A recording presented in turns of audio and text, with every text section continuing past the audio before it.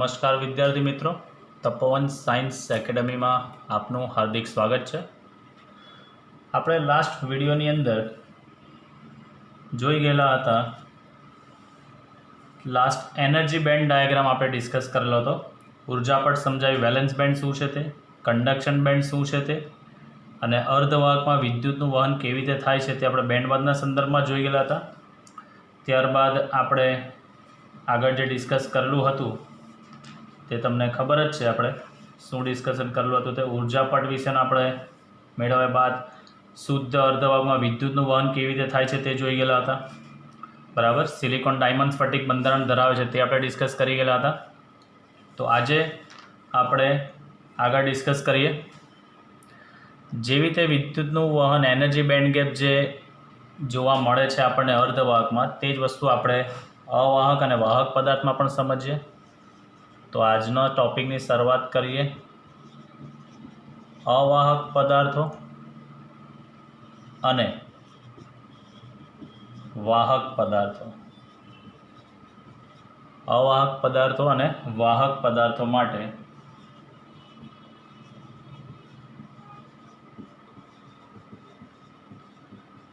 Energy band ડાયાગ્રામની સમજૂતી આપણે મેળવીએ। અવાહક પદાર્થો અને બીજો લઈશું આપણે વાહક પદાર્થો। ચાલો, અવાહક અને વાહક પદાર્થો માટે એનર્જી બેન્ડ ડાયાગ્રામની આપણે સમજૂતી મેળવીએ।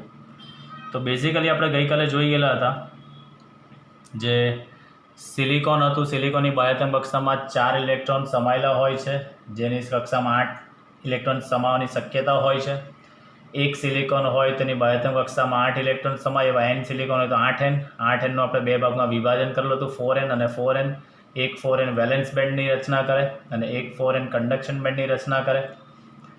0 કેલ્વિન તાપમાને વેલેન્સ બેન્ડ સંપૂર્ણ ઇલેક્ટ્રોનથી ભરાયેલ હોય છે અને કંડક્શન બેન્ડ સંપૂર્ણ ખાલી હોય છે।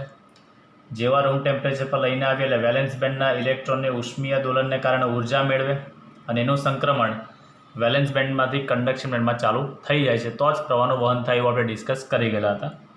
હવે આપણે ડિસ્કશન અહીંયા કરવાનું છે ખાસ સ્ટુડન્ટ્સ અવાહક પદાર્થો માટે। પહેલું જ આપણે ડિસ્કશન કરવાનું છે અવાહક પદાર્થો માટે। આપણે સમજીએ તો મેઇન વસ્તુ અવાહક પદાર્થની અંદર પણ વેલેન્સ બેન્ડ સંપૂર્ણ ભરાયેલી અને કંડક્શન બેન્ડ તો સંપૂર્ણ ખાલી જ હોય, બરાબર। આની અંદર પણ વેલેન્સ બેન્ડ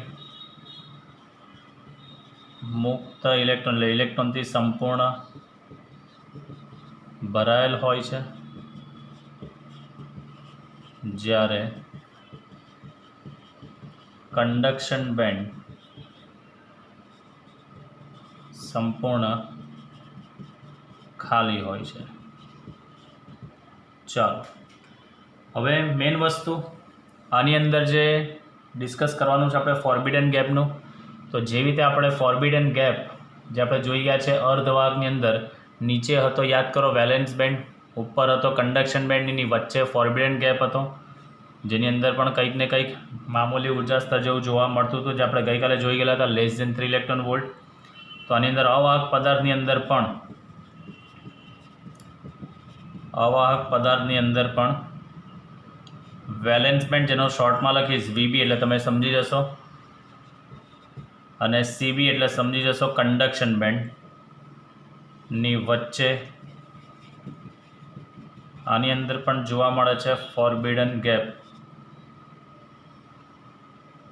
હોય છે, જે ઘણી મોટી હોય છે।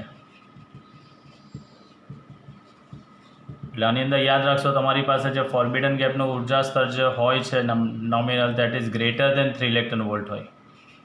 લેસ દેન 3 ઇલેક્ટ્રોન વોલ્ટ સમજવાનું આપણે શું અર્ધવાહક, ગ્રેટર દેન 3 ઇલેક્ટ્રોન વોલ્ટ સમજીશું આપણે અવાહક માટે। એટલે આની અંદરની રચના આપણે જોઈએ તો અહીંયા હું દોરું છું, આ જે દોરેલું છે તે મેં કંડક્શન બેન્ડ દોરેલું છે, અને અહીંયા નીચે દોરું છું આ વેલેન્સ બેન્ડ છે, બરાબર। ઉપર જે છે તે કંડક્શન બેન્ડ નીચે જે છે તે આ વેલેન્સ બેન્ડ, એ બંનેની વચ્ચે જે ફોરબિડન ગેપ છે આ, તેની અંદર ઉર્જા સ્તર જે છે દેટ ઇઝ ગ્રેટર દેન કેટલું હોય છે 3 ઇલેક્ટ્રોન વોલ્ટ હોય છે, બરાબર. આની અંદર એક MCQ ખાસ કામનો, જો ડાયમંડ હોય તો ડાયમંડ માટે આની અંદર ફોરબિડન ગેપની ઉર્જા સ્તરનું મૂલ્ય જે છે એ EGનું મૂલ્ય યાદ રાખજો 6 ઇલેક્ટ્રોન વોલ્ટ છે. હવે વેલેન્સ બેન્ડ જે છે તે આપણને ખબર જ છે કે ઇલેક્ટ્રોનથી સંપૂર્ણ જે ભરાયેલો હોય છે, આ ઇલેક્ટ્રોન અહીંયા દોરેલા છે, જેવું રૂમ ટેમ્પરેચર પર બી એને લાવીએ આપણે, પણ વેલેન્સ બેન્ડના ઇલેક્ટ્રોન એટલી ઉર્જા મેળવી જ નથી શકતા, date means greater than 3 electron volt મેળવી જ નથી શકતા કે એ સંક્રમણ કરીને કંડક્શન બેન્ડમાં જઈ શકે. તો એનો મતલબ કે રૂમ ટેમ્પરેચર પર વેલેન્સ બેન્ડના ઇલેક્ટ્રોન કંડક્શન બેન્ડમાં સંક્રાંતિ સહેલાઈથી થાય નહીં, એટલે સ્વાભાવિક વસ્તુ છે કે વિદ્યુતનું વહન અહીંયા થઈ શકતું હોતું નથી. તો અહીંયા લખી શકાય કે નોર્મલ ટેમ્પરેચર એટલે સામાન્ય તાપમાને વેલેન્સ બેન્ડમાંથી ઇલેક્ટ્રોનનું સંક્રમણ કંડક્શન બેન્ડમાં ન થતું હોવાથી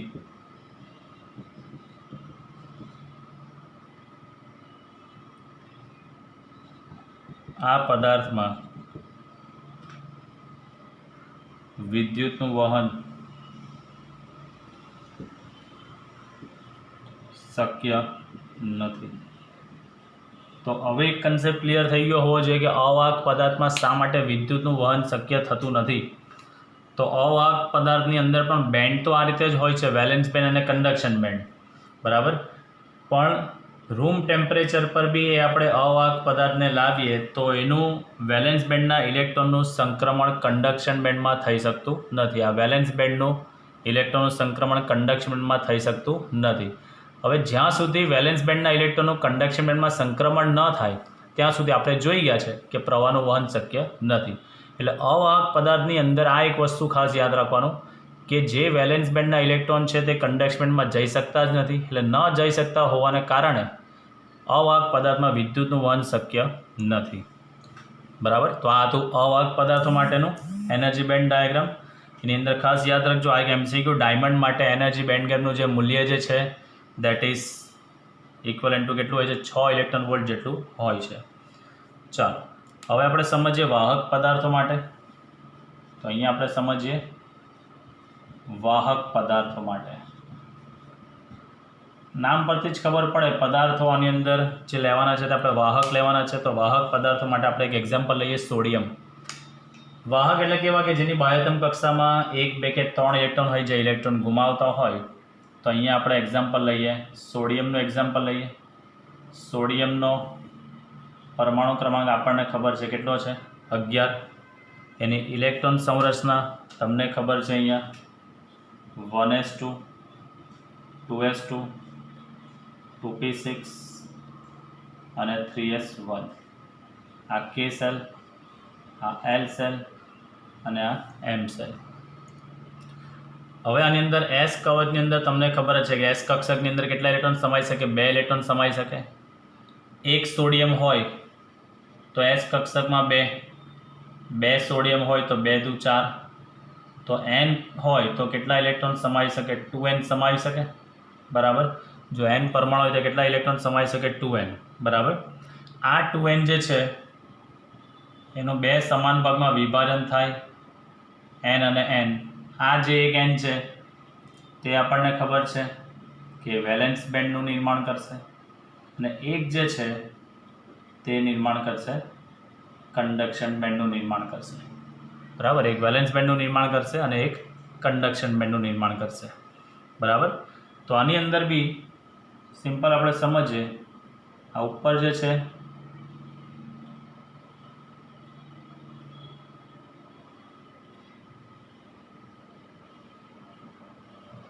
તમને લાગે કે સાહેબ અટકી કેમ ગયા, પણ આ લાઇન જે છે તે એલાઇનમેન્ટમાં ખાસ દોરવી જરૂર છે, જે તમને ગઈકાલે પણ કીધેલું હતું.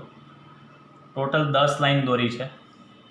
1, 2, 3, 4, 5, 6, 7, 8, 9 ને 10. તો 1, 2, 3, 4 ને 5. તો અહીંયા જે વચ્ચે જે છે આ 5મી લાઈન પછી એ બેન્ડ ગેપ છે. તો વાહક પદાર્થોની અંદર બેન્ડ ગેપનું મૂલ્ય કેટલું જોવા મળે? 0. No doubt. એની ઉપર જે છે આ જે છે તે કન્ડક્શન બેન્ડ છે અને નીચે જે છે તે વેલેન્સ બેન્ડ છે. તો આની અંદર કન્ડક્શન બેન્ડ અને વેલેન્સ બેન્ડ એકબીજામાં કેવા હોય છે? ઓવરલેપ થઈ ગયા હોય છે. હવે ઓવરલેપ થઈ ગયા હોય છે તો સ્વાભાવિક વસ્તુ છે કે જે વેલેન્સ બેન્ડના ઇલેક્ટ્રોન હોય તેને સંક્રમણ કરવા માટે કોઈ એવી ઉર્જાની જરૂર પડતી નથી, બરાબર. રૂમ ટેમ્પરેચર પર જેવું આવે એટલે ઓરડાના તાપમાને પણ મોટી સંખ્યાના ઇલેક્ટ્રોન ખૂબ ઓછી ઉર્જાએ પણ કન્ડક્શન બેન્ડમાં તરત સંક્રાંતિ કરવાનું ચાલુ કરી દેતા હોય છે. એટલે આની અંદર જે સુવાહક પદાર્થની અંદર જે સ્તરો છે તેની વચ્ચે ઇલેક્ટ્રોન સહેલાઈથી સંક્રાંતિ કરી શકતા હોય છે, બરાબર. સુવાહક પદાર્થની અંદર ઇલેક્ટ્રોનની સંક્રાંતિ સરળતાથી થાય છે. શા માટે સરળતાથી થાય છે? તો અહીંયા લખી દઉં છું. કારણ કે વેલેન્સ બેન્ડ, જેનો હું શોર્ટમાં લખીશ હવે તમને ખબર જ છે VB, અને કન્ડક્શન બેન્ડ એકબીજા પર ઓવરલેપ જેવા હોય છે. એનો મતલબ કે રૂમ ટેમ્પરેચર પર આપણે જેવા આવીએ એટલે મોટી સંખ્યાના અહીંયાના ઇલેક્ટ્રોન જે છે એ ખૂબ ઓછી ઉર્જા મેળવીને તરત જ કન્ડક્શન બેન્ડમાં શું કરશે? સંક્રાંતિ પામે. એટલે વિદ્યુતનું વહન આની અંદર સરળથી થઈ શકતું હોય છે. એટલે આની અંદર વિદ્યુતનું વહન સરળતાથી થાય છે.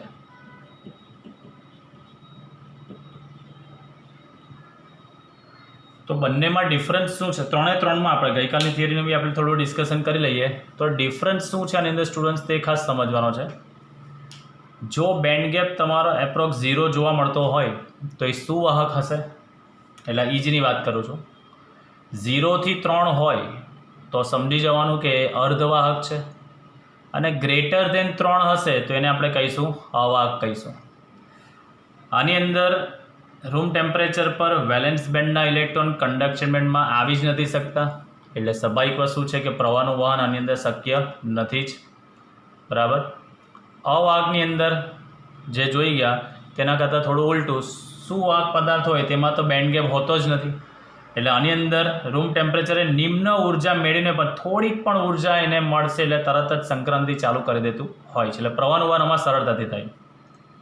જ્યારે અવાહકની અંદર આપણે જોઈ ગયા છે કે વેલેન્સ બેન્ડના ઇલેક્ટ્રોન રૂમ ટેમ્પરેચર પર લાવીએ એટલે ઉષ્મીય દોલનોને કારણે જે ધીરે ધીરે ઉર્જા એની ગેઇન થશે, વધશે, અને એ ઉર્જા બેન્ડ ગેપના ઉર્જા એટલે ફોરબિડન ગેપની ઉર્જા સ્તર કરતાં વધશે તો એ ઇલેક્ટ્રોન તરત જ વેલેન્સ બેન્ડમાંથી કન્ડક્શન બેન્ડમાં સંક્રાંતિ કરશે, જે આપણે ગઈકાલે ડિસ્કસ કરી ગયા છે. તો 3ની અંદર આ એનર્જી બેન્ડ ડાયાગ્રામનો કન્સેપ્ટ અહીંયા આપણે પૂરો કરીએ છીએ. ગઈકાલે આપણે અર્ધવાહકનું ડિસ્કશન કરેલું હતું. આજે આપણે અવાહક અને સુવાહક, અવાહક અને વાહક પદાર્થોના આપણે બેન્ડ ડાયાગ્રામનું ડિસ્કશન કમ્પ્લીટ કરેલ છે. તો નેક્સ્ટ ટોપિક પર હવે આપણે આગળ જઈશું. બેન્ડ ડાયાગ્રામ પછી ત્યારબાદ ડિસ્કશન કરવાનું છે આપણે એક્સટ્રિન્સિક અર્ધવાહક. જે આપણે શુદ્ધ અર્ધવાહક જોઈ ગયેલા હતા ઇન્ટ્રિન્સિક, તેનું ઓપોઝિટ હવે આપણે એક્સટ્રિન્સિક અર્ધવાહક ડિસ્કસ કરીશું. ચલો નેક્સ્ટ ક્વેશ્ચન આપણે સમજીશું. એક્સટ્રિન્સિક અર્ધવાહક વિશે સમજૂતી સમજીશું. ત્યારબાદ એક પ્રોસેસ સમજવાની છે, that is called doping process. નામ કદાચ સાંભળવું હોય. અને આ એક નવો વર્ડ છે ડોપન્ટની સમજૂતી. તો મેઇન વસ્તુ, જ્યારે બી આપણી પાસે પ્યોર શુદ્ધ અર્ધવાહક હોય તો શુદ્ધ અર્ધવાહકની વાહકતા જે છે એ તાપમાન પર બી આધાર રાખે છે. કારણ કે અવરોધકતા આધાર રાખે છે, જે આપણે 3rd ચેપ્ટરમાં ડિસ્કસ કરી ગયા છે. તો આપણી પાસે કોઈ પણ શુદ્ધ અર્ધવાહક હોય,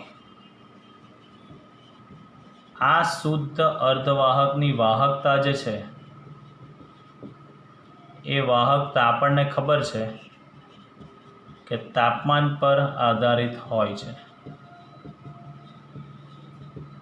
શું આધારિત હોય છે તેવું આપણે જોઈ ગયા છે કે કોઈ પણ અર્ધવાહકનું તાપમાન તમે વધારીએ તો તેની અવરોધકતામાં ઘટાડો થાય છે, એટલે એની વાહકતામાં શું થાય છે? વધારો થાય છે.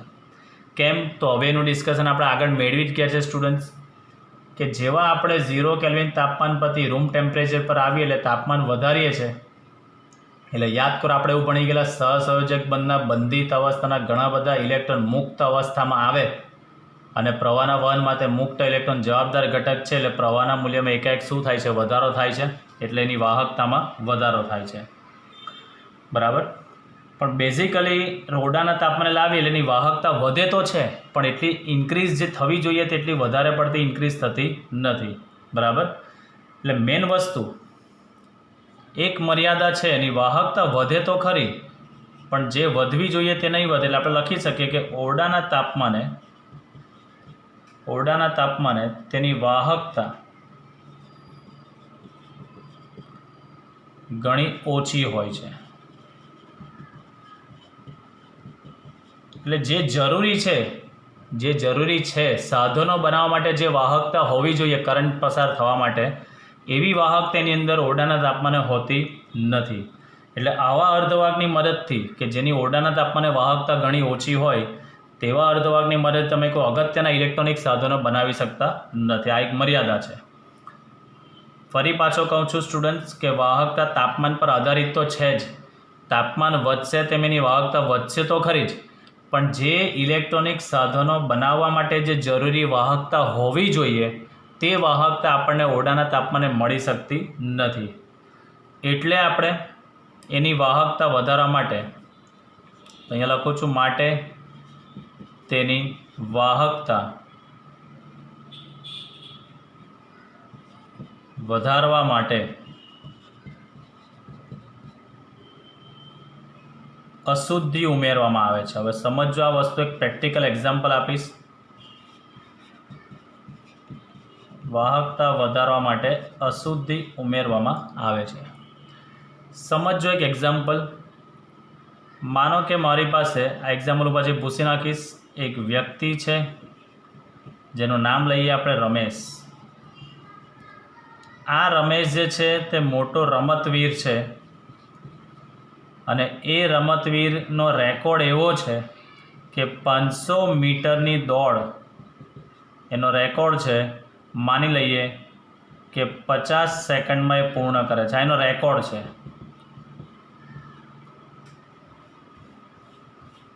આ એનો રેકોર્ડ છે કે રમેશ એક મોટો રમતવીર છે, તેણે 500 મીટરની દોડ જે છે ઓલિમ્પિકમાં ભાગ લીધો અને 50 સેકન્ડમાં પૂરી કરનાર એનો વર્લ્ડ રેકોર્ડ છે. એક્ઝામ્પલ છે કે ભાઈ. હવે આ વર્ષે ઓલિમ્પિક થઈ, બીજો એક વ્યક્તિ મહેશ નામનો એક વ્યક્તિ જે છે તે પણ ઓલિમ્પિકમાં ભાગ લે છે.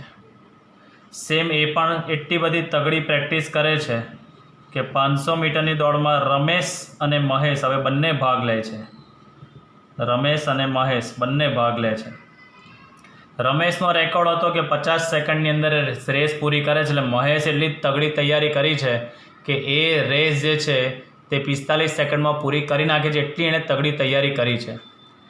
ચાલો ફરી પાછા બંને રેસમાં લાગ્યા. ઓલિમ્પિક આવી, બંને ભાગ લીધો અને ફરી પાછો ઓલિમ્પિક જ્યારે થઈ તેમાં વિજેતા પાછો રમેશ જ ઘોષિત થયો. આ જ 500 મીટરની દોડ, અને એ રમેશે પાછો નવો રેકોર્ડ બનાવી દીધો 40 સેકન્ડમાં.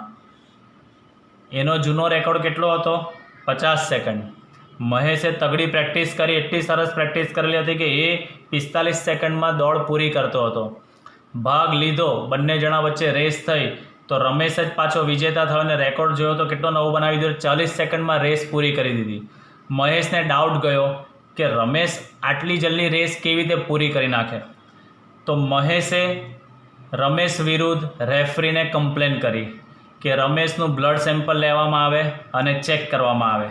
તો રમેશનું બ્લડ સેમ્પલ લેવામાં આવ્યું અને અંદર પકડાયું કે રમેશે જે છે તે સ્ટીરોઇડ્સ લીધેલા હતા. સ્ટીરોઇડ્સ એક એવી પ્રકારની દવા છે કે જે માણસની કાર્યક્ષમતામાં વધારો કરી નાખે. એટલે રમેશ જ્યારે બી વિજેતા થયો તે પહેલાં રમેશે શું કરેલું હતું? સ્ટીરોઇડ્સ દવા લીધેલી હતી. એટલે એની કાર્યક્ષમતા વધી ગઈ. એટલે એનો જે રેકોર્ડ હતો તે એણે જ એનો રેકોર્ડ તોડીને 40 સેકન્ડમાં કરી દીધો. એટલે કહેવાનો કન્સેપ્ટ શું થયું કે રમેશે પોતાના શરીરમાં દવા લીધી. આ દવા એક પ્રકારની સેમિકન્ડક્ટરની પરિભાષામાં એને શું કહેવામાં આવે?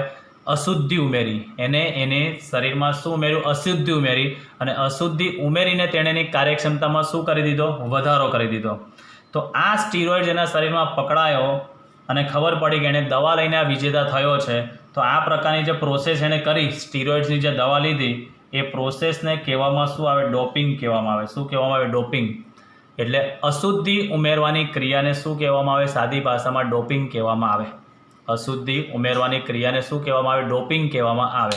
એટલે જ્યારે પણ કોઈ અર્ધવાહકની અંદર એની વાહકતા તમારે વધારવી હોય તો તેની અંદર એક પ્રોસેસ કરવામાં આવે. પ્રોસેસને શું કહેવામાં આવે છે? ડોપિંગ કહેવામાં આવે છે. એટલે ડોપિંગની પ્રક્રિયા એટલે અશુદ્ધિ ઉમેરવાની ક્રિયા કહેવામાં આવે. તો આને આપણે ડોપિંગ શબ્દને આપણે એક લાઈવ એક્ઝામ્પલથી આપણે સમજ્યા છે કે જ્યારે પણ કાર્યક્ષમતામાં વધારો કરવો હોય, આ માણસને પણ તમે ઘણા બધા એક્ટર્સોને જોયા હશે કે પોતાના બાયસેપને બોડી જે બનાવતો એટલે સ્ટીરોઇડ્સ દેતા હોય છે, જેથીની કાર્યક્ષમતામાં વધારો થતો હોય છે અને બાયસેપને એકદમ સરસ બનતું હોય છે. પણ એ લાંબા ગાળે નુકસાન કરતું હોય છે, જે તમે બાયોલોજીની અંદર ભણશો. મેથ્સવાળા સ્ટુડન્ટ્સો જાતે સ્ટડી કરી લેશે. મારો સબ્જેક્ટ તો ફિઝિક્સ છે. એટલે તો મેઇન વસ્તુ આની અંદર પણ આપણે જે સમજવાનું છે એક્ઝામ્પલ બાદ, કે જ્યારે પણ કોઈ અર્ધવાહકની અંદર ચોક્કસ પ્રમાણમાં તમે અશુદ્ધિ ઉમેરો ત્યારે તેની વાહકતામાં ઘણો વધારો થતો હોય છે. અને એ જે આપણે અશુદ્ધિ ઉમેરી છે તે પ્રોસેસને શું નામ આપીશું? ડોપિંગ કહેવામાં આવે છે. તો ડોપિંગ કેમ કરવામાં આવે? તો આ ક્વેશ્ચનનો આન્સર હવે તમને મળી ગયો. ડોપિંગની જરૂરિયાત શું? તો અર્ધવાહકની વાહકતામાં વધારો કરવા માટે ડોપિંગની પ્રોસેસ કરવામાં આવતી હોય છે. ચાલો તો હવે આપણે આગળ સમજીએ કે કોઈ પણ તમારી પાસે શુદ્ધ અર્ધવાહક હોય તો એ શુદ્ધ અર્ધવાહકમાં અશુદ્ધિ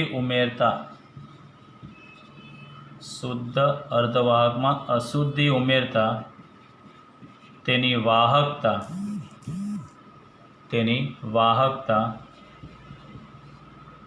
ઘણી વધી જાય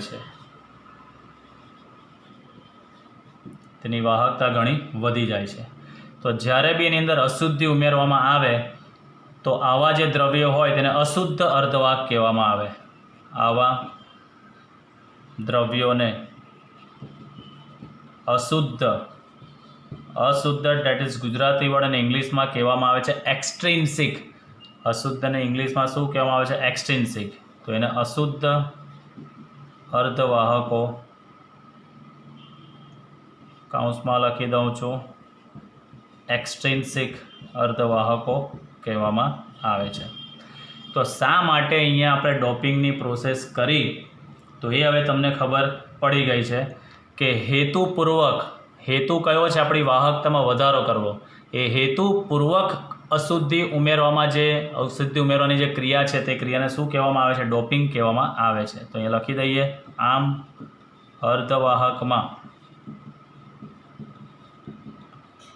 અશુદ્ધિ ઉમેરવાની ક્રિયાને સાદી ભાષામાં ડોપિંગ કહેવાય છે. ઘણી વખત તમે ન્યૂઝ ચેનલ જોતા હોય તો એવું આવે છે કે ભાઈ આ રમતવીરનો ડોપ ટેસ્ટ પોઝિટિવ આવ્યો. ડોપ ટેસ્ટ પોઝિટિવ આવ્યો એનો મતલબ કે એણે ચોક્કસ પ્રકારની દવા લઈને જ કામ કરેલું હોય. તો એ એથ્લેટિક્સને કે એ રમતવીર જે બી હોય કે ક્રિકેટર હોય તો તેને ગેમમાં ઇન્ક્લુડ કરવામાં આવતો નથી. એટલે આ ડોપ ટેસ્ટ આ રીતે કરવામાં આવતો હોય છે. ચાલો તો હવે આ ડોપિંગની પ્રોસેસ દરમિયાન જે અશુદ્ધ પરમાણુ આપણે ઉમેરીએ છીએ, ડોપન્ટ શબ્દ સમજીએ છીએ હવે આપણે. આ જે ડોપિંગની પ્રક્રિયા દરમિયાન આપણે જે અશુદ્ધિ ઉમેરીએ છીએ તો એ અશુદ્ધ પરમાણુને ડોપન્ટ કહેવામાં આવે છે. જે આપણે અર્ધવાહકની અંદર અશુદ્ધ પરમાણુ ઉમેરીએ છીએ તો આ અશુદ્ધ પરમાણુઓને સાદી ભાષામાં ડોપન્ટ કહેવાય છે. બરાબર છે? અને ડોપન્ટ અંદર ઉમેર્યા બાદ જે અર્ધવાહક બને તેને તમે ડોપ્ડ સેમિકન્ડક્ટર બી કહેવામાં આવે છે. એટલે અહીંયા લખી શકાય, આવા અર્ધવાહકને ડોપ્ડ ડોપ્ડ સેમિકન્ડક્ટર કહેવામાં આવે છે. ચાલો બેઝિકલી આ જે ડોપન્ટ આપણે અંદર ઉમેરીએ એટલે જે અશુદ્ધિ આપણે ઉમેરીએ છીએ તેની બી એક ચોક્કસ શરત છે એવું નહીં કે જે મનમાં આવે ભારત લોકશાહી દેશ છે એટલે જેને જે ઉમેરવું હોય તો ઉમેરી શકાય. આ ડોપન્ટ જે છે તે પણ એવો હોવો જોઈએ સ્ટુડન્ટ્સ કે તે અર્ધવાહક સ્ફટિકની રચનાને વિકૃત નહીં કરવો જોઈએ. એટલે સિલિકોન શુદ્ધ હોય કે જર્મેનિયમ શુદ્ધ હોય, તમે ડોપન્ટ અંદર નાખો છો તો એ ડોપન્ટને લીધે સિલિકોન કે જર્મેનિયમ જે છે તેની રચનામાં કોઈ વિકૃતિ નહીં આવી જોઈએ. વિકૃતિ નહીં એનો મતલબ કે એના પરિમાણમાં કોઈ ચેન્જીસ થવા નહીં જોઈએ. તો એવા ડોપન્ટ આપણે યાદ રાખવાના છે કે જેના પરમાણુના કદ લગભગ સિલિકોન અને જર્મેનિયમને કેવા હોય, મળતા હોય તેવા જ આપણાની અંદર લેવાના. આ ખાસ યાદ રાખજો. ડોપન્ટ પરમાણુ આપણે એવો લેવાનો છે કે તે અર્ધવાહક સ્ફટિક રચનાને વિકૃત કરવો જોઈએ નહીં. સિલિકોન જર્મેનિયમના પરમાણુને નુકસાન કરવો જોઈએ નહીં. બરાબર. ડોપન્ટ પરમાણુ અને જે સિલિકોન અને જર્મેનિયમમાંથી કોઈ બી એક પરમાણુ આપણે લઈએ તો એના કદ લગભગ કેવા હોવા જોઈએ, સમાન હોવા જરૂરી છે. તો અહીંયા એક પોઈન્ટ લખી દઉં છું. અહીં ડોપન્ટ અને સિલિકોન પરમાણુના કદ લગભગ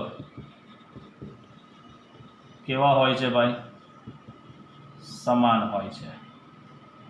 ચાલો, તો આની અંદર આપણે બે પ્રકારના ડોપન્ટનો ઉપયોગ કરવાના છે. આની અંદર સિલિકોન કે જર્મેનિયમની અંદર ડોપિંગ માટે બે પ્રકારના ડોપન્ટ ઉપયોગમાં લેવાય છે. ચાલો, તો એ કયા કયા છે અને એનું પ્રમાણ કેટલું હોય છે તે આપણે સમજીએ. તો એની અંદર પહેલું સમજવાનું છે, પહેલો ડોપન્ટ જે છે તે પેન્ટાવેલેન્ટ. પેન્ટાવેલેન્ટ એટલે જેની બાહ્યતમ કક્ષામાં 5 ઇલેક્ટ્રોન હોય તેવા જ લેવાના. તો એ પેન્ટાવેલેન્ટની અંદર તમારે નામ યાદ રાખવાના છે. Arsenic, phosphorus, antimony. Phosphorus, arsenic, antimony જે પેન્ટાવેલેન્ટ છે જેની બાહ્યતમ કક્ષામાં 5 ઇલેક્ટ્રોન હોય તેવા તમારે ડોપન્ટ તરીકે ઉપયોગ કરી શકો છો. અને બીજું જે છે દેટ ઇઝ કોલ્ડ ટ્રાઇવેલેન્ટ. ટ્રાઇવેલેન્ટ એટલે જેની બાહ્યતમ કક્ષામાં 3 ઇલેક્ટ્રોન હોય જેવા કે ઇન્ડિયમ, ત્યારબાદ છે ગેલિયમ, બોરોન, એલ્યુમિનિયમ. તો આ તમારે ડોપન્ટના નામ યાદ રાખવાના છે. પેન્ટાવેલેન્ટમાં આર્સેનિક, એન્ટીમની, ફોસ્ફરસ, ટ્રાઇવેલેન્ટમાં ઇન્ડિયમ, ગેલિયમ, બોરોન અને એલ્યુમિનિયમ. હવે આ જે ડોપન્ટ જે છે તેનું બી પર્ટિક્યુલર રેશિયો છે કે તમે એવું નહીં કે ભાઈ સિલિકોનની અંદર મારે જેટલું ડોપન્ટ કરવું એટલે જેટલું મારે અશુદ્ધ ઉમેરવું એટલે ઉમેરી શકું છું. એનું પણ ચોક્કસ એક પ્રમાણ ફિક્સ છે કે અશુદ્ધિનું જે પ્રમાણ તમે ઉમેરો છો, આ અશુદ્ધિનું પ્રમાણ ખાસ સમજો. 10⁶ શુદ્ધ પરમાણુઓ લેવાના.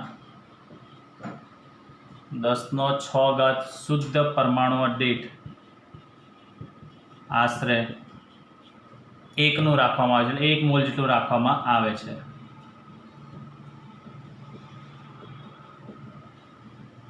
એક મોલ એટલે તમને ખબર જ છે કે કેટલો થાય, એવોગેડ્રો નંબર થાય 6.023 × 10⁻23. બરાબર.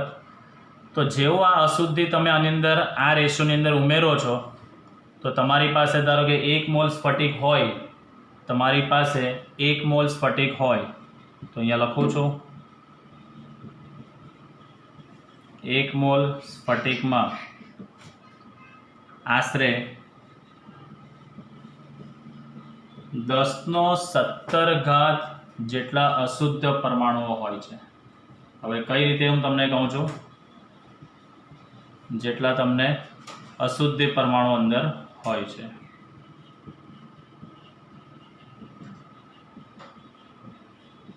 કઈ રીતે તો સમજો સ્ટુડન્ટ્સ. 1 મોલ એટલે 6.023 × 10⁻23. એના ભાગ્યે આપણે એ કેટલા મોલમાં નાખ્યા છે, આપણે 10⁶ શુદ્ધ પરમાણુ દીઠ. એટલે એનો મતલબ સમજો સ્ટુડન્ટ્સ કે મારે સિલિકોન મારી પાસે 10⁶ જેટલી જગ્યા છે ચચારની, 4 ઇલેક્ટ્રોનની, કારણ કે એક સિલિકોનમાં 4 છે. હવે હું એની અંદર 1 મોલ આટલા નાખી દઉં છું તો મને જરૂર છે 10⁶. એની સામે હું 1 મોલ જેટલી અશુદ્ધિ પરમાણુ એની અંદર નાખી દઉં છું તો સ્વાભાવિક વસ્તુ છે, આનું તમે સાદરૂપ આપો તો 6.023 ગુણ્યા 10⁻17 આવે, એટલે એપ્રોક્સ આપણે કેટલો થાય 10⁻17 થાય, બરાબર. પેન્ટાવેલેન્ટ તમે નાખો છો. હવે ખાસ સમજજો, તમે ધારો કે પેન્ટાવેલેન્ટ અશુદ્ધિ નાખો છો, સિલિકોનને જરૂરી કેટલા ઇલેક્ટ્રોનની છે? 4 ઇલેક્ટ્રોનની. તમે નાખી દીધી ધારો કે ફોસ્ફરસ અંદર આ રેશિયોની અંદર, તો સિલિકોનની અંદર જરૂરી છે કેટલા? 10⁶. આપણે જે રેશિયો લઈએ છીએ તે. એની સામે તમે કેટલું નાખો છો? 6.023 ગુણ્યા 10⁻23. તો શું થશે? જરૂર છે 4, પણ હજી એક વધારાનો ઇલેક્ટ્રોન આની પાસે છે ને, તો એ એક વધારાનો ઇલેક્ટ્રોન, એવા કેટલા વધારાના ઇલેક્ટ્રોન સ્ફટિકને મળશે? 10⁻17 જેટલા વધારાના ઇલેક્ટ્રોન મળશે, બરાબર. એટલે બેઝિકલી માનો કે મારી પાસે 10⁶ શુદ્ધ પરમાણુઓ છે, તો એને મારે સહસંયોજક બંધ મારે બધા બનાવવા હોય તો મારે 10⁶ જેટલી જ અશુદ્ધિ ઉમેરવી જોઈએ. પણ અશુદ્ધિનું પ્રમાણ જે ઉમેરવાનું છે તે કેટલું છે? 1 મોલ જેટલું, એટલે 6.023 ગુણ્યા 10⁻23 જેટલો. મને જરૂર છે 10⁶. નાખું છું આ રેશિયોની અંદર, તો 10⁻23માંથી 6 છે એટલે 10⁻17 તો વધારાના ઇલેક્ટ્રોન મને મળ્યા ને આની અંદર. પેન્ટાવેલેન્ટ જો ઉમેરું તો જરૂર છે મને 10⁶ જેટલા જ ઇલેક્ટ્રોન, પણ એની સાથે વધારે મને 10⁶ તો જોડાઈ ગયા. બાકીના 10⁻17 જેની પાસે વધારાનો એક ઇલેક્ટ્રોન છે, તો એક સાથે સ્ફટિકને કેટલા ઇલેક્ટ્રોન પ્રાપ્ત થાય? 10⁻17 જેટલા. પેન્ટાવેલેન્ટ નાખીએ તો. ટ્રાયવેલેન્ટ તમે નાખો તો શું થાય? જરૂર છે 10⁶, બરાબર. જરૂર છે 10⁶. તમે નાખો તો 6.023 ગુણ્યા 10⁻23. ટ્રાયવેલેન્ટ. ટ્રાયવેલેન્ટ એટલે એની બાહ્યતમ કક્ષામાં કેટલા ઇલેક્ટ્રોન હોય? 3 જ ઇલેક્ટ્રોન હોય. સિલિકોનને જરૂરી છે 4, તો આની અંદર એક સાથે 10⁻17 શું જનરેટ થાય? હોલ જનરેટ થાય. શું જનરેટ થાય? હોલ જનરેટ થાય. પેન્ટાવેલેન્ટ તમે નાખો તો એક સાથે 10⁻17 વધારાના ફ્રી ઇલેક્ટ્રોન મળે, અને ટ્રાયવેલેન્ટ નાખો તો એક સાથે વધારાના 10⁻17 અને હોલ્સ પ્રાપ્ત થાય. કોને? યજમાન સ્ફટિકને. યજમાન એટલે કોણ? યા તો સિલિકોન યા તો જર્મેનિયમ. એટલે તમારી પાસે 10⁶ શુદ્ધ સિલિકોન છે.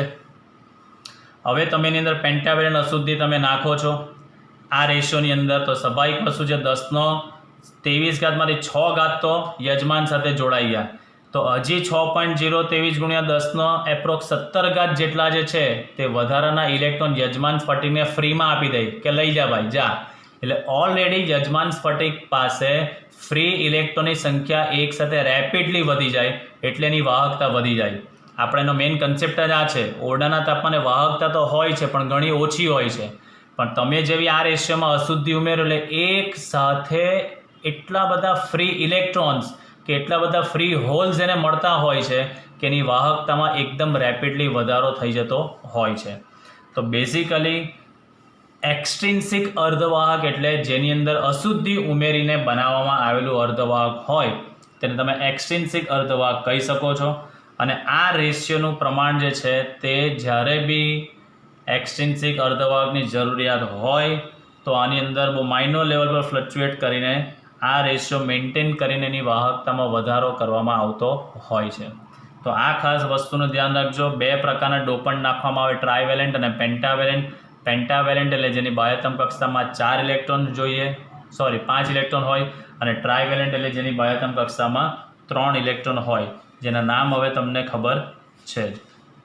ચાલો હવે આપણે આગળ નેક્સ્ટ ટોપિક પર જઈશું કે આ જે ડોપન્ટ જે આપણે ઉમેર્યા એક્સ્ટ્રિન્સિક અર્ધવાહક જે છે તેના પણ બેઝિકલી કેટલાક પ્રકારો છે, જેમાંના 2 પ્રકાર આપણે જે આની અંદર ભણવાના છે તેનો હવે આપણે સ્ટડી કરીશું. ચાલો, એક્સ્ટ્રિન્સિક અર્ધવાહક જે આપણે ડિસ્કસ કરી ગયા તેમાં પહેલો પ્રકાર આપણે સમજવાનો છે N પ્રકારનું અર્ધવાહક. તો N પ્રકારના અર્ધવાહક પર નોંધ લખો, અને આના પછીનો અભ્યાસ કરીશું આપણે P પ્રકારનો અર્ધવાહક. બંને થિયરી બોર્ડ એક્ઝામ રિલેટેડ ઘણી ઇમ્પોર્ટન્ટ છે. બોર્ડમાં ઘણી બધી વખત આ સવાલ પૂછાયેલ છે કે N પ્રકારના અર્ધવાહક પર નોંધ લખો, અથવા તો P પ્રકારના અર્ધવાહક પર નોંધ લખો, અથવા તો N અને P પ્રકારના અર્ધવાહક વચ્ચેનો તફાવત લખો. થિયરી આવડે, એક N પ્રકાર આવડે તો P પ્રકાર એકદમ સરળ છે. તો જ્યારે બી આ થિયરી પરીક્ષામાં પૂછાય તેના પોઈન્ટ ખાસ સમજતા જજો કે આપણે કોઈ પણ પ્રકારનું અર્ધવાહક બનાવવું હોય, તાપમાન વધારે એની વાહકતા વધે તો છે, પણ ઓરડાના તાપમાનની વાહકતા ઓછી હોય એટલે આપણે સૌથી પહેલાં તો કઈ પ્રોસેસ કરવી જરૂરી છે ભાઈ? ડોપિંગની પ્રક્રિયા કરવી જરૂરી છે, બરાબર. એટલે મેઇન વસ્તુ, તમારી પાસે શુદ્ધ સિલિકોન કે જર્મેનિયમની વાહકતા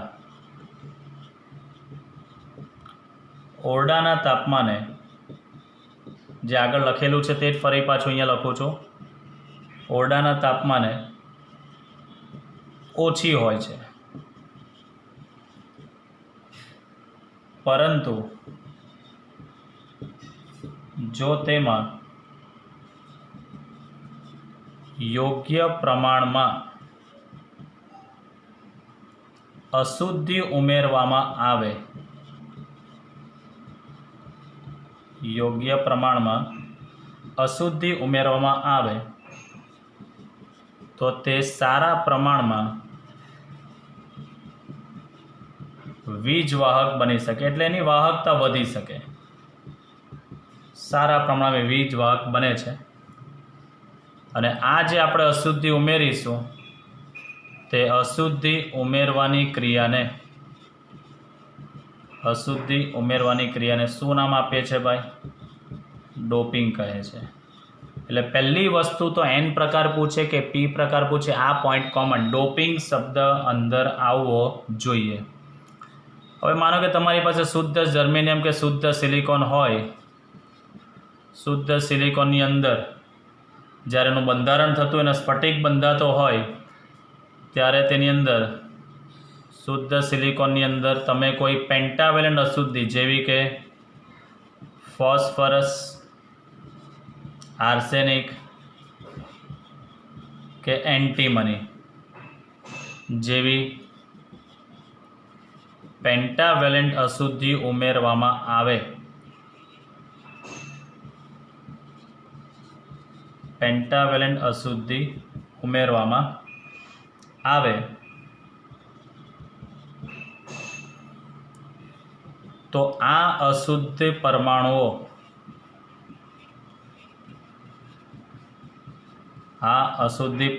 જે છે એ મૂળ સ્ફટિકમાં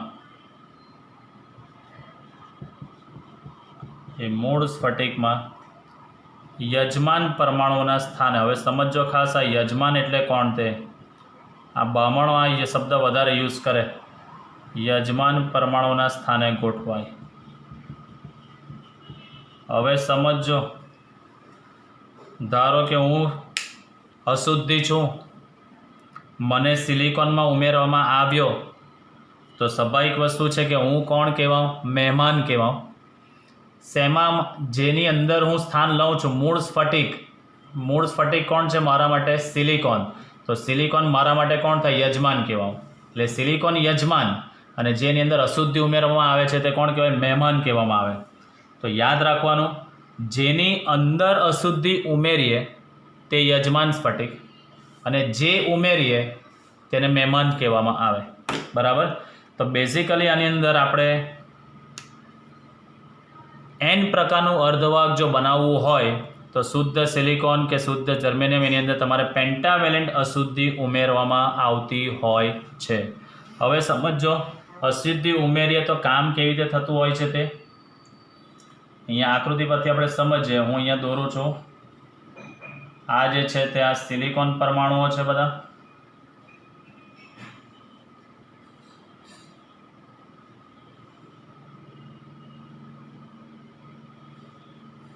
ચાલો સમજો.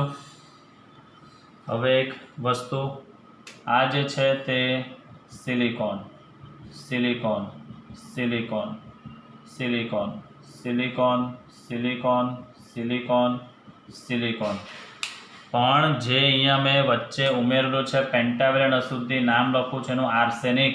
આ આર્સેનિક એની અંદર મેં ઉમેરેલો છે, પેન્ટાવેલેન્ટ અશુદ્ધિ જે આકૃતિમાં તમને દેખાય છે. આ વચ્ચે તમને ખબર જ છે કે આ શું બનેલું હોય છે? યાદ કરો, સહસંયોજક બંધ છે. આ જે છે તે આપણા સહસંયોજક બંધ છે.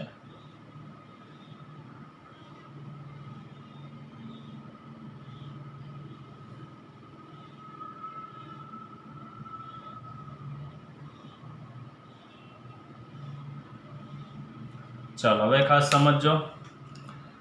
आर्सेनिक पास बाह्यतम कक्षा में 5 इलेक्ट्रॉन है, तो ये शू करशे, एक आ सिलिकॉन साथे, एक आ सिलिकॉन साथे, एक आ सिलिकॉन साथे अने एक आ सिलिकॉन साथे शू करशे, भागीदारी करी नाखशे।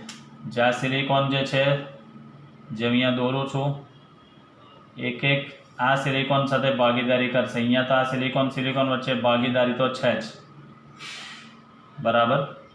आनी अंदर परीक्षा में खास ए वस्तु ध्यान रखजो स्टूडंट्स के एक पण जग्याए आ इलेक्ट्रॉन दौरवानुं रही नहीं जाए। जो इलेक्ट्रॉन दौरवानुं रही गयुं तो ए जग्याए शुं समझी लेता होय छे के होलनुं निर्माण थयुं छे तेवुं स्वीकारी लेता होय छे। मेन वस्तु आर्सेनिक परमाणु जे छे ते आर्सेनिक परमाणुना 5 वेलेन्स इलेक्ट्रॉन पैकी 4 तो शुं करशे, तेनी नजीकना सिलिकॉन परमाणुओ साथे एक एक इलेक्ट्रॉनने भागीदारी करीने सहसंयोजक बंध बनावी देशे। पण 5मो वधारानो इलेक्ट्रॉन जे छे, जे कोई जग्याए बंधमां भाग लेवानो नथी, जे अहींया मैं दोरेलो छे ते आ जे छे ते अत्यारे कयो इलेक्ट्रॉन वधारानो मुक्त इलेक्ट्रॉन छे। आ जे छे ते वधारानो मुक्त इलेक्ट्रॉन छे अने आ जे बीजा जे इलेक्ट्रॉन छे बधा जे छे ते अत्यारे कई अवस्थामां छे, आ बंधित अवस्थाना इलेक्ट्रॉन छे। आ जे छे ते बंधित अवस्थाना इलेक्ट्रॉन छे। तो खास समझो कि जेवो आपणे पेंटावेलेंट अशुद्धि आपणे आर्सेनिक आनी अंदर उमेरीए छे तो आर्सेनिक पासेना 5 वेलेन्स इलेक्ट्रॉन पैकी 4 इलेक्ट्रॉन जे छे ते सिलिकॉन परमाणु साथे एक एक इलेक्ट्रॉननी भागीदारी करे अने 5मो जे वधारानो इलेक्ट्रॉन जे छे ते स्फटिकने आपी दे, दानमां आपी दे के चल भाई तू लई जा, कारण के एने 5मो इलेक्ट्रॉन कोई जग्याए काममां लागतो नथी। तो आनी अंदर खास समझजे आर्सेनिक परमाणु जे छे आकृतिनी अंदर आर्सेनिक परमाणुना जे 5 इलेक्ट्रॉन जे छे ए 5 इलेक्ट्रॉन पैकी 4 इलेक्ट्रॉन तेनी नजीकना सिलिकॉन परमाणुओ साथे इलेक्ट्रॉननी भागीदारी करी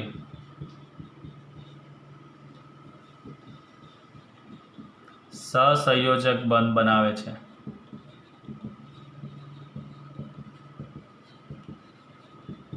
ज्यारे वधारानो 5मो इलेक्ट्रॉन स्फटिकने प्राप्त थाय छे, एटले आपी दे छे ने स्फटिकने प्राप्त थाय छे।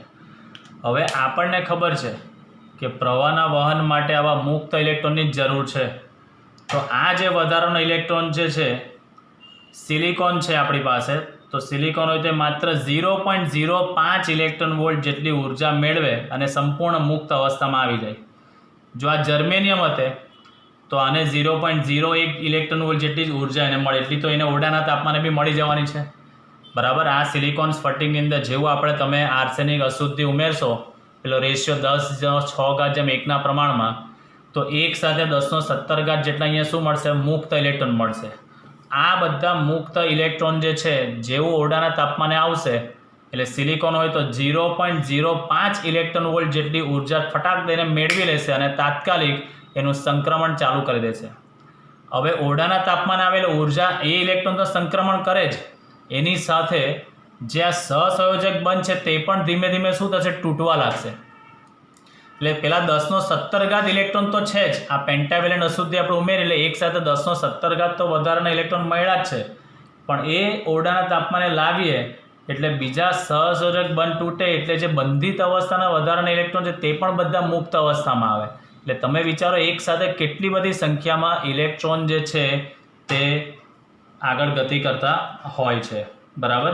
એટલે બેઝિકલી જે 5મો ઇલેક્ટ્રોન સ્ફટિકને પ્રાપ્ત થતો હોય છે એ इलेक्ट्रॉन स्फटिक ने दान करे, ये इलेक्ट्रॉन यजमान स्फटिक ने दान करे, तेथी पेंटावेलेंट जो अशुद्धि है आ पेंटावेलेंट अशुद्धिनु बीजू बी नाम है, तमे ने कही सको छो डोनर। डोनर एटले दान करवुं, एटले तमे ने डोनर अशुद्धि बी कही सको छो। એટલે પેન્ટાવેલેન્ટ અશુદ્ધિનું બીજું નામ છે ડોનર લેવલ અશુદ્ધિ પણ તમે એને કહી શકો છો।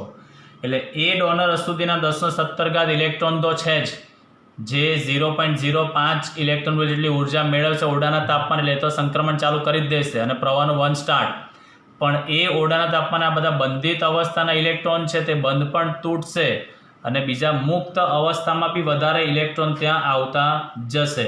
એટલે બેઝિકલી આની અંદર હોલનું પણ નિર્માણ તો થશે જ, પણ ક્યારે? ઓરડાના તાપમાને આ બંધિત અવસ્થાના ઇલેક્ટ્રોન મુક્ત અવસ્થામાં આવશે ત્યારે. એટલે બંધ તૂટશે એટલે જગ્યા ત્યાં શેનું નિર્માણ થશે? હોલનું નિર્માણ થઈ શકતું હોય છે. તો અહીંયા લખીએ આપણે ઉષ્મીય દોલન. ઓરડાના તાપમાને લઈ આવ્યા છે એટલે સ્વાભાવિક વસ્તુ છે કે ઉષ્મીય દોલનો થશે. એ ઉષ્મીય દોલનને કારણે જે બંધિત અવસ્થા હોય એ બંધિત અવસ્થાના ઇલેક્ટ્રોન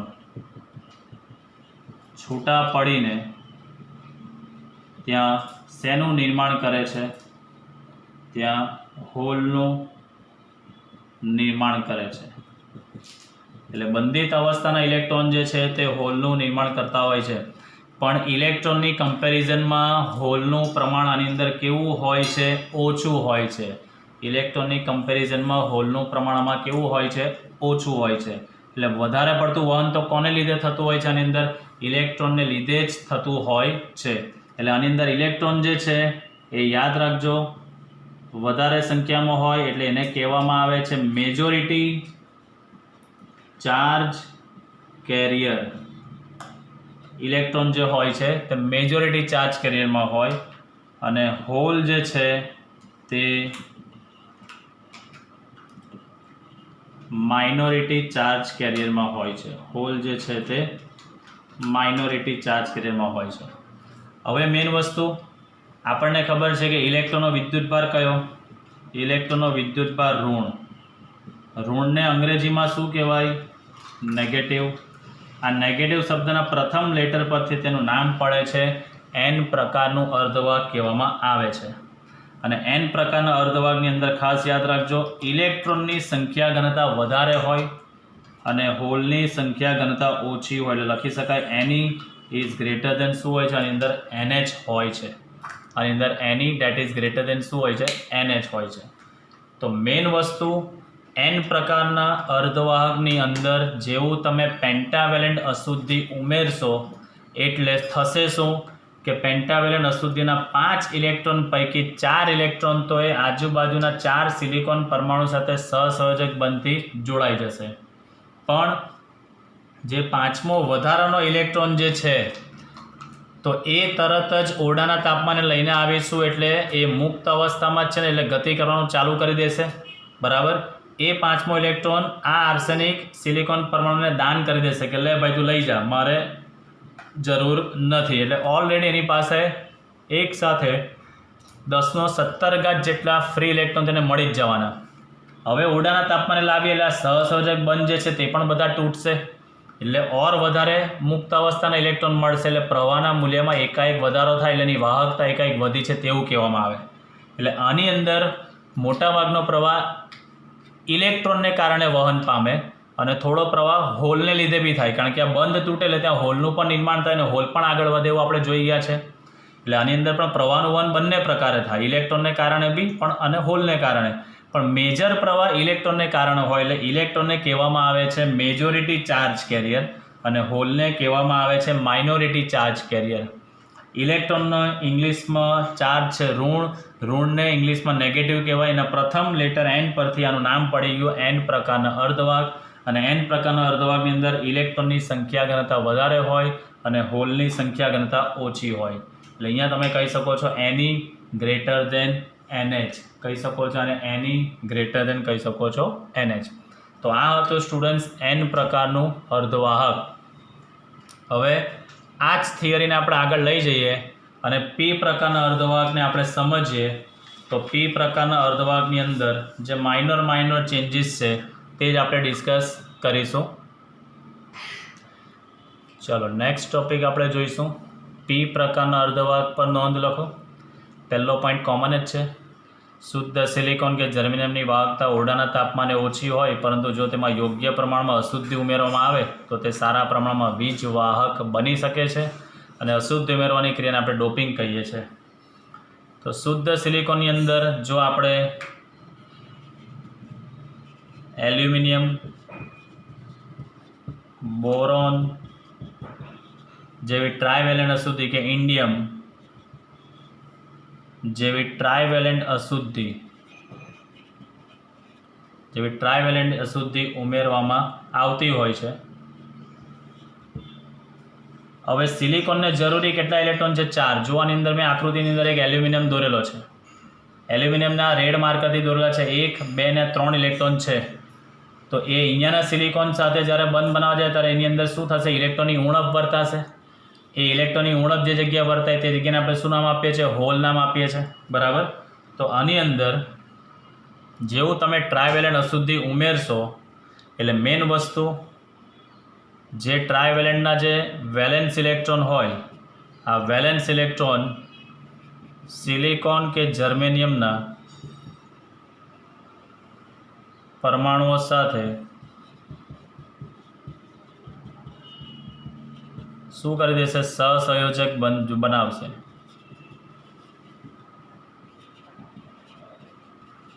પણ કેટલા બંધ બનાવી શકે? 3 જ બંધ બનાવી શકે. બરાબર. ચોથા સહસંયોજક બંધમાં તો ઇલેક્ટ્રોનની શું વર્તાશે? ઉણપ વર્તાશે.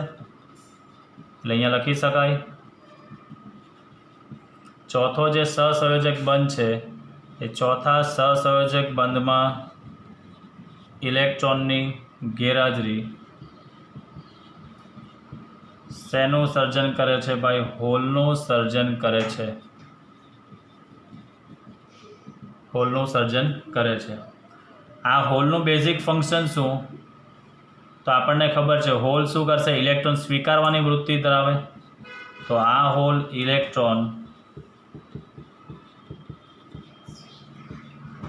સ્વીકારવાની વૃત્તિ ધરાવે છે.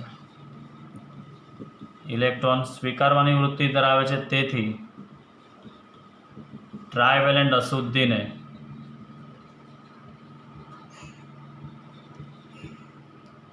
એક્સેપ્ટર ACCEPTER પેલામાં ઇલેક્ટ્રોન દાન કરે એટલે એને ડોનર કહેતા હતા. અહીંયા ઇલેક્ટ્રોન સ્વીકારે એટલે આ ટ્રાયવેલેન્ટ અશુદ્ધિને એક્સેપ્ટર અશુદ્ધિ પણ કહે છે. અને તમે એક્સેપ્ટર અશુદ્ધિ પણ કહેવામાં આવે છે. બરાબર. મેઇન વસ્તુ આની અંદર પ્રવાહનું જે વહન છે તે મોટી સંખ્યામાં હોલ હોય છે. કારણ કે આપણે અશુદ્ધ ઉમેરેલ એક સાથે આપણને ખબર છે 1017 જેટલા હોલ જનરેટ થયેલા હોય છે. બરાબર. તો આની અંદર સૌથી જરૂરી વસ્તુ ખાસ એ છે કે આવા સ્ફટિકમાં વિદ્યુતનું વહન, આવા સ્ફટિકમાં વિદ્યુતનું વહન હોલને લીધે થતું હોય છે. એટલે આની અંદર હોલ કોણ હશે ભાઈ? તો આપણને ખબર છે હોલ હશે મેજોરિટી ચાર્જ કેરિયર. અને ઇલેક્ટ્રોન કોણ હશે? તો કે ભાઈ માઇનોરિટી ચાર્જ કેરિયર. ઇલેક્ટ્રોન હશે મેજોરિટી ચાર્જ કેરિયરમાં, ઇલેક્ટ્રોન હશે માઇનોરિટી ચાર્જ કેરિયરમાં અને હોલ હશે મેજોરિટી ચાર્જ કેરિયરમાં. હોલનો વિદ્યુતભાર કયો? હોલનો વિદ્યુતભાર ધન. ધનને ઇંગ્લિશમાં શું કહેવાય? પોઝિટિવ. પોઝિટિવના પ્રથમ લેટર P પર તેનું નામ પડી ગયું. P પ્રકારનું અર્ધવાહક. અને આ P પ્રકારના અર્ધવાહકની અંદર હોલની સંખ્યા ઘનતા વધારે હોય ઇલેક્ટ્રોનની સંખ્યા ઘનતા કરતાં. એટલે પેલી જ બેટરી થિયરી છે જે P પ્રકારના અર્ધવાહકની છે. તે ફરક ખાલી એટલો છે કે N પ્રકારના અર્ધવાહકમાં પેન્ટાવેલેન્ટ અશુદ્ધિ, આની અંદર આપણે ઉમેરીએ છીએ ટ્રાયવેલેન્ટ અશુદ્ધિ. પહેલામાં આપણે લીધેલું હતું ફોસ્ફરસ આર્સેનિક એન્ટીમની, એટલે એલ્યુમિનિયમ, બોરોન, ઇન્ડિયમ તમે લખી શકો છો. પહેલાંની અંદર ઇલેક્ટ્રોનનું એક વધારે સર્જન થતું હતું અને એની અંદર ઇલેક્ટ્રોન દાન કરવાની વૃત્તિ હતી એટલે એને ડોનર કહેવાય. અહીંયા ઇલેક્ટ્રોન સ્વીકારવાની વૃત્તિ છે એટલે એને તમે એક્સેપ્ટર અશુદ્ધિ બી કહેવામાં આવે છે. N પ્રકારમાં વિદ્યુતનું વહન મોટાભાગે ઇલેક્ટ્રોનને લીધે થતું હતું, આની અંદર હોલને લીધે થાય. પહેલામાં મેજોરિટી ચાર્જ કેરિયર તરીકે ઇલેક્ટ્રોન હતું, અહીંયા મેજોરિટી ચાર્જ કેરિયર તરીકે હોલ છે. પહેલામાં માઇનોરિટી ચાર્જ કેરિયર તરીકે હોલ હતું, અહીંયા માઇનોરિટી ચાર્જ કેરિયર તરીકે ઇલેક્ટ્રોન છે. પહેલામાં ઇલેક્ટ્રોનનો વિદ્યુતભાર ઋણ, અહીંયા હોલનો વિદ્યુતભાર ધન. નેગેટિવના પહેલા લેટર એન પરથી નામ પડે એન પ્રકારનો અર્ધવાક, અહીંયા પી પર પોઝિટિવ પરથી પી પ્રકારનો અર્ધવાક, એન પ્રકારના અર્ધવાકમાં એની ગ્રેટર દેન NH હતું, અહીંયા NH ગ્રેટર દેન NE. તો આ રીતે તમને પરીક્ષામાં એન અને પી પ્રકારના અર્ધવાકનો તફાવત પણ પૂછાય તો પણ તમને આવડવો જોઈએ. તફાવતના મુદ્દામાં પહેલાં તો અશુદ્ધિના નામ લખી દેવાના, ત્યારબાદ એકમાં ટ્રાયવેલેન્ટ એકમાં પેન્ટાવેલેન્ટ, બીજું તમારે લખી દેવાનું એકને ડોનર લેવલ એકને એક્સેપ્ટર લેવલ, એકમાં મેજોરિટી કેરિયર ઇલેક્ટ્રોન એકમાં મેજોરિટી કેરિયર હોલ, એકમાં માઇનોરિટી કેરિયર હોલ એકમાં માઇનોરિટી કેરિયર ઇલેક્ટ્રોન, એકમાં NE ગ્રેટર દેન NH એકમાં NH ગ્રેટર દેન NE. એટલે તમને એક થિયરી આવડે એન પ્રકારનું અર્ધવાક, તો પી પ્રકારના અર્ધવાકમાં ખાલી માઇનોર ચેન્જીસ જ કરવાના છે, તો તમે ઇઝીલી આ રીતે કમ્પ્લીટ કરી શકો છો. તો આજના લેક્ચરની એન અને પી પ્રકારના અર્ધવાકો ઘણી અગત્યની થિયરી હતી. આ બે થિયરી તમને આવડશે એકદમ કમ્પ્લીટ, તો જ નેક્સ્ટ લેક્ચરની અંદર તમે આનો બેન્ડવાદના આધારે જે સમજવાનું છે તે આપણે ઇઝીલી સમજી શકીશું. તો આજના લેક્ચરને આપણે અહીં સમાપ્ત કરીએ. સારી રીતે આ લેક્ચરનો અભ્યાસ કરજો અને કંઈ પણ ડાઉટ હોય તો તમે વોટ્સએપ મેસેજ દ્વારા તમે આ ક્વેશ્ચન કરી શકો છો. Thank you for watching this video.